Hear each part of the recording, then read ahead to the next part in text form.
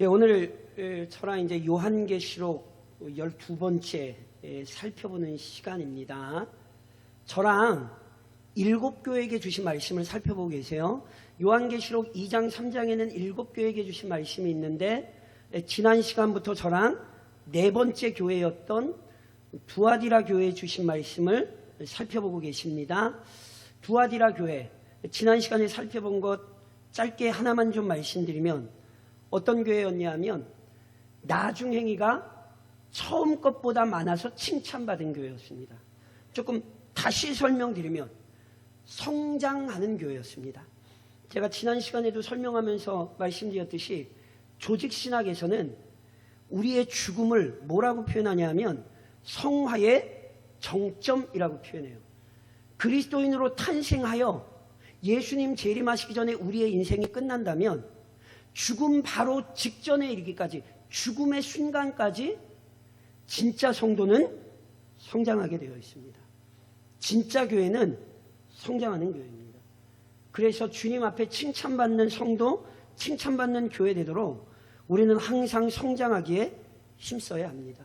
반면 두아디라 교회가 크게 책망받았어요. 뭘로요? 이세벨이라는 여자, 즉 그냥 진짜 이름이 이세벨이라는 여자가 아니라 요즘 말로 얘기하면 이단을 용납했어요. 그것도 어느 정도까지 용납했냐면 저랑 아까 읽으셨던 20절 하반절에 보니까 그가 내 종들을 가르쳐 꿰어 행음하게 하고 말씀드렸지요. 심지어 교회를 말씀으로 지켜야 되는 교역자들마저 이 악한 논리에 빠져들었어요.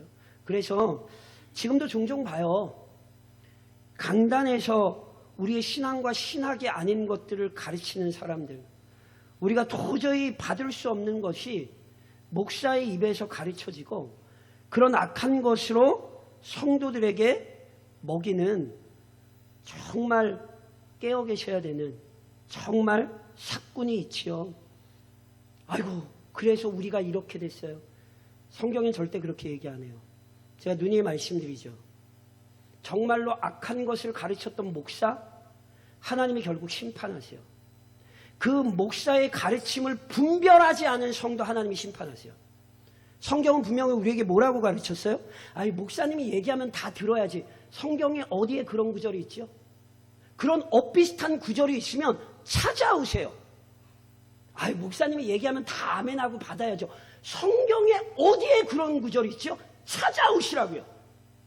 그런 구절이 있으면 성경을 찾아오시라고요. 성경은 분별하라고 가르쳤어요. 거짓 선지자가 세상에 많이 나왔나니 분별하라 가르쳤어요. 저 목사 때문에 내 신앙이 망쳤어. 그런 얘기 하지 마세요. 분별하지 않은 책임이에요. 참으로 주의 종들이 바른 말씀을 전하는 것으로 책임감을 가져야 된다면 성도들은 바른 것을 분별하는 것에 대한 책임감을 가지셔야 돼요. 목사 핑계대지 마시고요. 말씀을 따라가세요. 그게 진짜 신앙이에요. 그래서 거짓 가르침을 용납했기에 책망받았다니까요. 무엇보다 이 거짓 선지자들의 특징이 뭔지 아세요? 저랑 아까 읽으셨던 지난 시간에 설명드렸던 것처럼 회개할 기회를 우리 주님이 주셨어요. 근데 회개하려고 하지 않아요. 누님이 말씀드린 것처럼 성장하는 신앙은 회개하는 신앙이에요. 내 기도에 회개가 없다? 신앙 점검하셔야 돼요. 정말로 성장하는 성도의 기도에 회개가 없을 수 없어요. 말씀에 대한 이해가 깊으면 깊을수록 회개의 내용이 깊어지는 거예요. 진짜 살아있는 믿음은 회개하는 믿음이에요. 그러나 악한 자들 회개하지 않아요. 그래서 우리 주님이 결국 그들을 심판하세요. 저랑 우선 22절을 좀 한번 같이 한번 읽으실까요? 그래서 이제 심판의 말씀이 선언되는데, 자, 22절입니다. 22절 같이 읽겠습니다. 볼지어다 내가 그를 침상에 던질 터이요 또 그와 더불어 간음하는 자들도 만일 그의 행위를 회개하지 아니하면 큰 환난 가운데 던지고. 자, 저를 보세요. 볼지어다 그러면서 이제 회개하지 않은 것에 대한 심판의 말씀이 나오는데 세 부류로 나눠서 나와요. 첫 번째 이세벨, 두 번째 그와 더불어 가늠한 자들. 세 번째, 그의 자녀들. 그래서 볼지어다 내가 그를 침상에 던질 터예요. 여기 그는 이세벨이에요. 그러니까 이단의 주동자, 악한 자를 얘기해요. 거짓 가르침을 가르친 자. 이세벨을 얘기하는 거예요. 그 이세벨을 뭐예요? 침상에 던지시겠대요. 해석이 좀 난해한데 구약 성경에 보면 때로 침상은 하나님의 징계로 중병에 걸리는 것을 나타내는 경우가 구약 성경에 종종 나와요. 그래서 만일 이것을 그런 의미로 이해한다면 하나님께서 이세벨을 육신의 심각한 질병으로 침상에 눕게 하시겠다는 거예요. 이건 이렇게 생각하셔야 돼요. 단지 아파서 눕는 게 아니라 아파서 누워버리면 악한 일 할 수 있습니까? 없습니까? 아파서 골골거리면서 침대에 누워있으면 악한 일 할 수 있어요? 없어요? 못하잖아요. 이걸 얘기하는 거예요. 그러니까 단순히 병에 걸리게 하시겠다는 게 아니라 그녀의 악행을 하나님께서 끔찍한 질병으로 끊어내시겠다는 거예요. 이거 무서운 말씀입니다. 병 조금 걸렸는데 지금 이런 얘기하는 거 아니에요. 이거 굉장히 무서운 말씀이에요. 그래서 하나님께서 그의 악행을 중단시켜버리는 하나님의 심판이 임한다는 거예요. 두 번째, 그와 더불어 간음하는 자들. 여기 그와 더불어 간음했다라는 말은 어떤 뜻이냐면 이세벨의 가르침을 따라갔다는 뜻이에요. 그런데 이세벨과 더불어 간음하는 자들을 내게 만일 그의 행위를 회개하지 아니하면, 이렇게 다시 한번 회개가 촉구되잖아요. 그러니까 이세벨은 회개하라고 했지만 회개하지 않아서 침상에 던져버리시는데 이 그와 더불어 간음한 자들에게는 다시 한번 회개할 기회를 또 주시는 거거든요. 무슨 얘기냐면 이 간음한 자들은 완전히 빠져들진 않았지만 일시적으로 미혹됐던 사람들이거든요. 그러니까 일시적으로 미혹됐던 죄악 버리고 다시 돌아오라는 거예요. 교회 역사를 좀 살펴보면 저는 종종 많이 만났어요. 일시적으로 이단에 빠지시는 분들이 있어요. 정말 일시적으로. 그래서 악한 가르침인데 이상한 사람이 와서 해서 잠깐 이렇게 현혹되는 분들이 있어요. 그런데 다시 위로하고 권면하면 다시금 신앙생활 제자리를 찾는 경우를 저는 교회에서 교역자로서 종종 많이 봤어요. 저 우리 교회에서도 봤어요. 실은 제가 다 말씀을 못 드리는데, 그러니까 보세요. 누누이 강조해서 말씀드린 것처럼 정신을 바짝 차리셔야 돼요. 이단은 내 옆에 있어요. 이단이 어디 멀리 있다고 생각하시면 안 돼요. 이단은 항상 내 옆에 있고 내 옆에서 악한 것으로 나를 이끌려고 해요. 그러니 그런 악한 것들이 나를 유혹할 때 성경의 질서를 바르게 찾고 성경 말씀에 집중하는 훈련을 하셔야 되는 거예요. 아리까리한 건 목사한테 물으셔야 되는 거예요. 다른 사람의 말을 들으면 안 되고 정상적으로 신학교육을 받은 사람, 게다가 정상적으로 교인들에게 검증된 목회자에게 그 신앙과 신학을 물으셔야 되는 거예요. 그래야 악한 것에 빠져들지 않으시는 거예요. 그리고 목사가 정직하게 이것은 우리의 신앙과 신학과는 다른 것입니다. 그렇게 말씀을 드리면 그 말씀을 받으셔야 돼요. 왜냐하면 이건 진리의 문제요, 생명의 문제이기 때문에 그래요. 그래서 다시 한번 말씀드리지만 일시적으로 악한 것에 미혹되실 수 있어요. 우린 연약해서 누구나 그럴 수 있어요. 그런데 바른 것이 들려질 때 돌이킬 줄 아셔야 돼요. 다시 한번 말씀드리지만 돌이키는 믿음이 진짜 믿음이에요. 근데 보세요. 이세벨, 그와 더불어 간음한 자들, 그래서 그와 더불어 간음하는 자들 역시 회개하지 않으면 뭐 하시겠대요? 큰 환난에 던져버리시겠대요. 그러니까 이건 역시 그들의 악행에 대한 마땅한 심판을 하신다는 거예요. 그러면 더 나아가 세 번째 부류 23절. 자, 23절을 저랑 한번 같이 읽어보시겠어요? 23절 같이 읽겠습니다. 또 내가 사망으로 그의 자녀를 죽이리니 모든 교회가 나는 사람의 뜻과 마음을 살피는 자인 줄 알지라. 내가 너희 각 사람의 행위대로 갚아 주리라. 자, 세 부류에게 심판의 말씀이 선언된다 그랬죠? 이세벨 침상에 던져버리시겠대요. 그와 더불어 간음한 자들 일시적으로 악한 것에 영향을 받았지만 속히 돌이키라는 거예요. 그렇지 않으면 큰 환난 가운데 던지시겠대요. 세 번째, 내가 사망으로 그의 자녀. 그는 이세벨이에요. 그러니까 보세요. 이세벨의 자녀라 불리는 자들이 있어요. 이세벨의 자녀라 불리는 자들은요, 악한 것에 철저히 미혹되어서 이세벨의 길을 걷는 자들을 의미하는 거예요. 이번 주에 혹시 모르겠네요. PD수첩 보셨는지. 참 큰일이에요.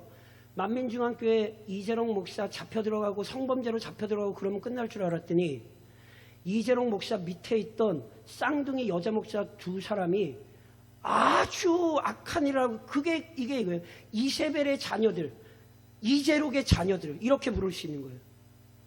조국교회 너무 심각해요.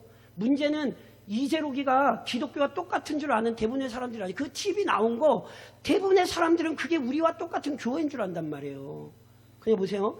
지금도 조국교회에 얼마나 악한 영들이 역사하는지를 보셔야 돼요. 이재록이보다 더 악한 짓을 하고 있더라고요. 그 PD수첩에 나왔어요, 이번 주에. 정말 큰일이에요. JM에서 정명석부터 시작해가지고 조국교회 이단이 너무 많아서, 그냥 보세요. 이단은 멀리 있지 않아요. 정신 차리셔야 돼요. 내가 그 이단적인 가르침에 빠지지 않도록. 그래서 그의 자녀들 역시 어떻게 하시겠대요? 그의 자녀를 죽이시리니. 이건 단순히 육신적 죽임 얘기하는 거 아니에요. 영원한 죽음이에요. 사랑하는 성도 여러분, 이단은 그럴 수도 있다, 이렇게 생각하시면 안 돼요. 이단은 영원한 심판이에요. 아멘이세요? 제 말 아닙니다. 이단은 영원한 심판이에요. 그래서 깨어 계셔야 돼요. 누구에겐가 이단에 현혹된 자를 만나시거든 악한 사단의 세력과 영적으로 싸우시는 성도의 태도를 갖추시고, 우리가 영혼을 구원할 수는 없으나 영혼을 구원하시는 하나님의 전지전능하신 능력을 의지하여 우리는 그 영혼에게 마땅히 증거해야 할 진리를 전해야 돼요. 왜요? 이단은 영원한 죽음의 문제이기 때문에. 오늘 주님이 이렇게 말씀하신 거예요. 그래서 보세요. 그렇게 우리 주님이 이세벨과 그와 더불어 간음하는 자들, 그의 자녀들에게 심판하시되, 이 심판을 통해 뭘 드러내시냐면, 모든 교회가 나는 사람의 뜻과 마음을 살피는 자인 줄 알지라. 우리 주님이 두아디라 교회에 자신을 나타내실 때 이미 어떤 모습으로 자신을 나타내셨냐면, 그 눈이 뭐 같다? 불꽃 같다. 그때 말씀드렸죠. 그 눈이 불꽃 같다는 건 우리 주님이 우리의 마음과 생각과 뜻을 다 감찰하신다는 거예요. 우리 주님 앞에 속일 수 없어요.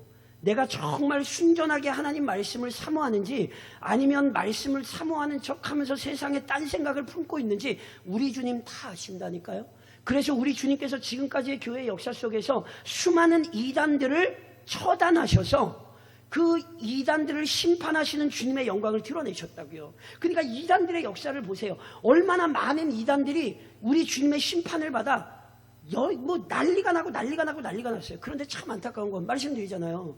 이단의 문제가 그렇게 TV에서 언론에서 그렇게 나오는데도 이단에 대해서 아무 생각 없이 그냥 있는 거예요. 그러시면 안 된다니까요. 이 나라와 이 민족 조국교회를 위해 기도하셔야 돼요. 우리가 있는 이곳은요, 영적으로 너무너무 치열한 현장이에요.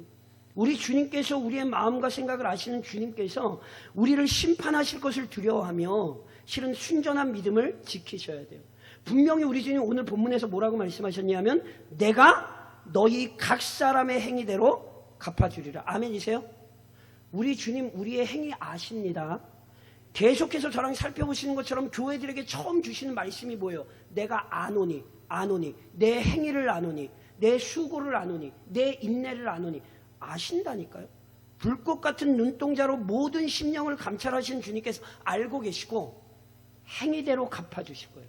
특별히 이 행위대로 갚아주신다는 건 단순히 우리에게는 우리가 했던 행동대로 갚아주신다는 게 아니라 우리에게 주신 믿음의 영광스러운 분복을 누리게 하신다는 뜻이거든요. 자, 24절 보세요. 24절에 보시면, 그래서 이렇게 심판의 말씀 가운데에도 어떤 위로의 말씀이 있냐면, 자, 24절 같이 읽겠습니다. 두아디라에 남아있어 이 교훈을 받지 아니하고 소위 사탄의 깊은 것을 알지 못하는 너희에게 말하노니 다른 짐으로 너희에게 지을 것은 없노라. 자, 절 보세요. 두아디라에 남아있어. 보세요.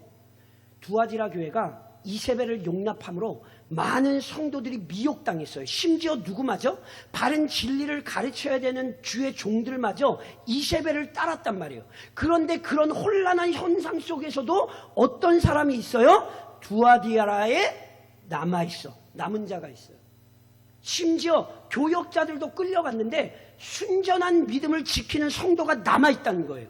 그래서 그 특징이 뭐냐면 이 교훈을 받지 아니하고 이세벨의 악한 교훈에 미혹되지 아니하고 소위 사탄의 깊은 것을 알지 못하는. 자, 여기 사탄의 깊은 것이란 또 이 해석이 굉장히 분분하고 난해한데 이렇게 이해하시면 좋을 것 같아요. 사탄의 강력한 영향력에 휩쓸린 거예요. 그래서 그냥 어중이 떠중이처럼 이단에 휩쓸린 게 아니라 누구보다 열심을 내며 이단을 따라가는 거예요. 이게 사탄의 깊은 것을 아는 거거든요. 그런데 남은 사람들은 어떻게 됐어요? 그 교훈에 휩쓸리지도 않고 사탄의 악한 영향력도 받지 않았다는 거예요. 그런 사람들이 여전히 교회 안에 있어요. 그런 사람들에게 우리 주님이 뭐라고 말씀하시냐면 다른 짐을 지우지 않으시겠대요. 다른 짐을 지우지 않는다. 여기 원래 짐이라는 단어는 어려운 업무나 중대한 문제들을 의미하는 단어거든요. 그래서 이걸 아마 이렇게 해석하는 게 가장 좋을 것 같아요. 비록 어렵고 힘든 현 상황에 있었지만 그래도 주님 붙들고 열심히 신앙생활 한 것 외에 다른 것을 생각하지 말아라. 이런 말씀으로 이해할 수 있을 것 같아요. 주님 사랑하는 마음, 그리고 하나님의 말씀 사모하는 마음으로 끝까지 신앙생활 하라는 거예요. 그러면서 25절에 이렇게 돼 있잖아요. 자, 25절 저랑 같이 한번 읽으실게요. 25절 같이 시작.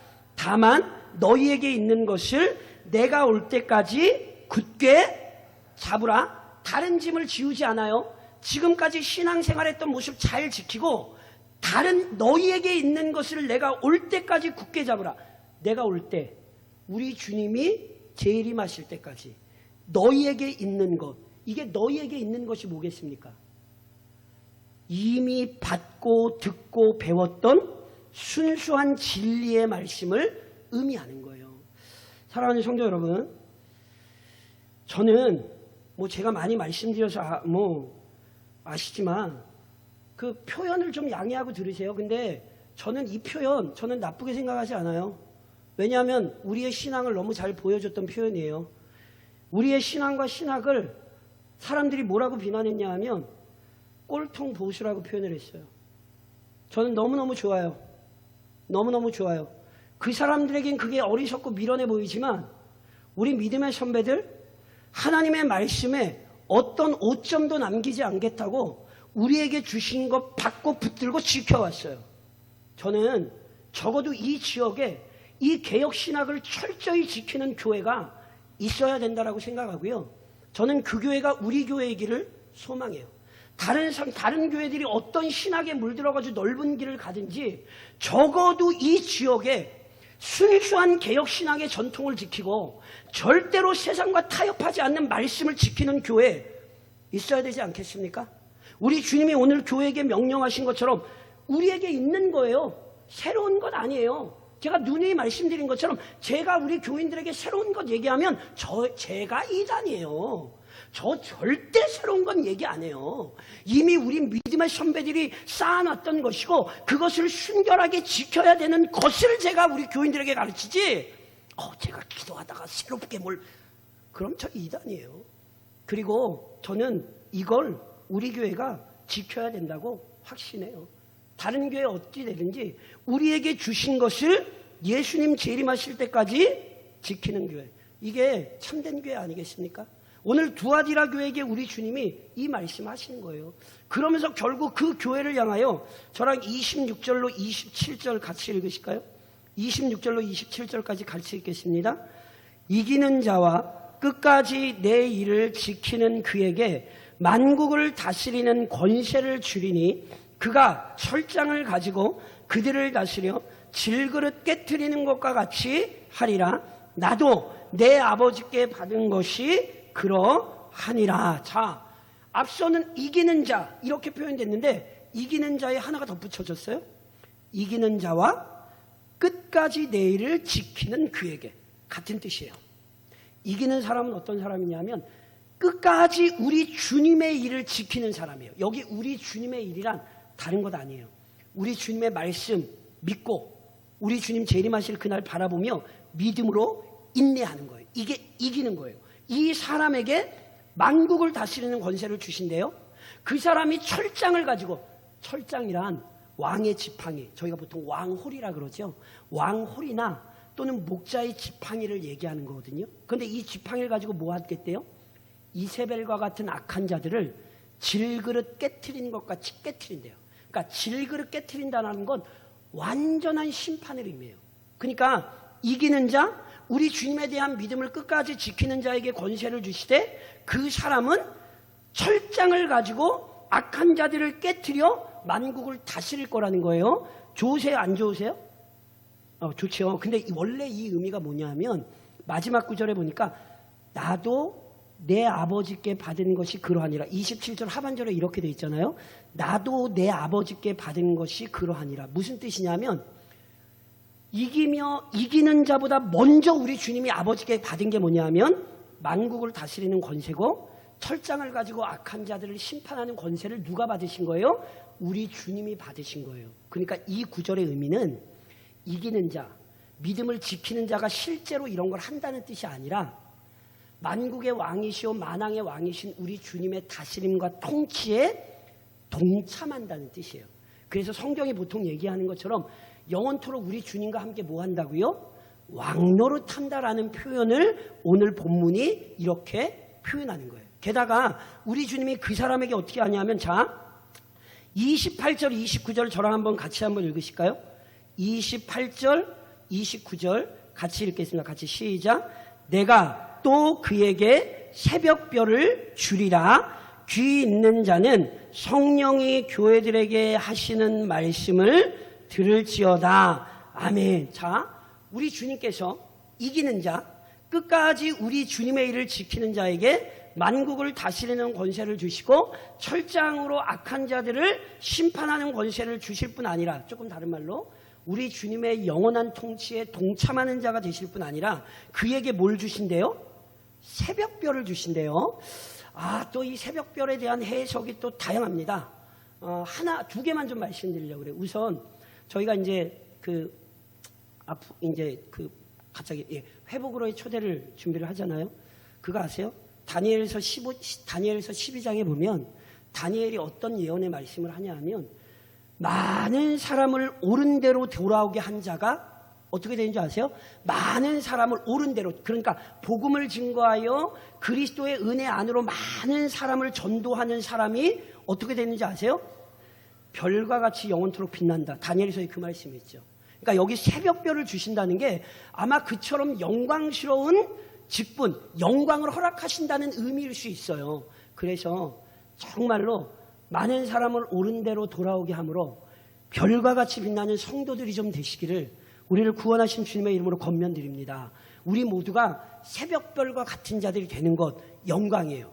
그런데 이거는 제가 전도주의를 앞두고 있어서 좀 말씀을 드린 거고, 실은 계시록에서 이 새벽별이 나와요.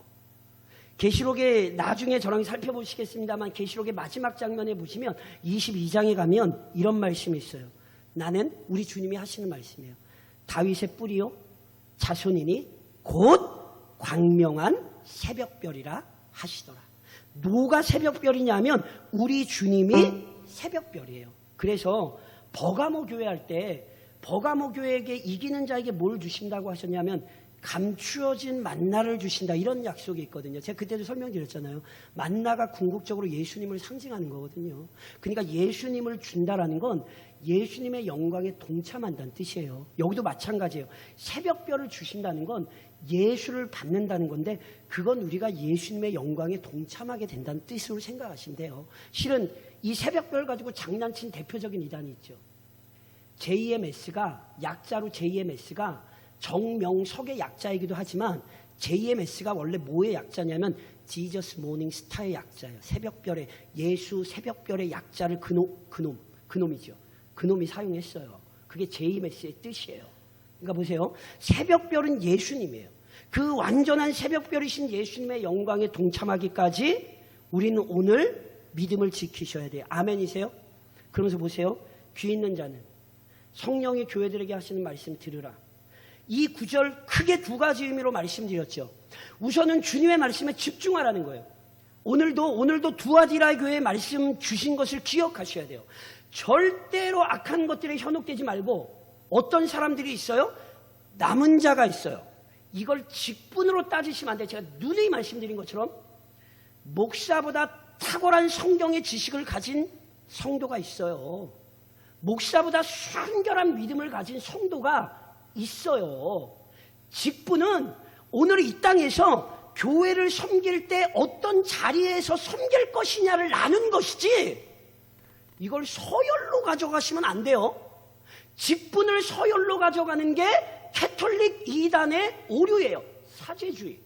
교황 밑에 추기경이 있고 추기경 밑에 뭐가 있고 성경은 그렇게 가르치지 않아요.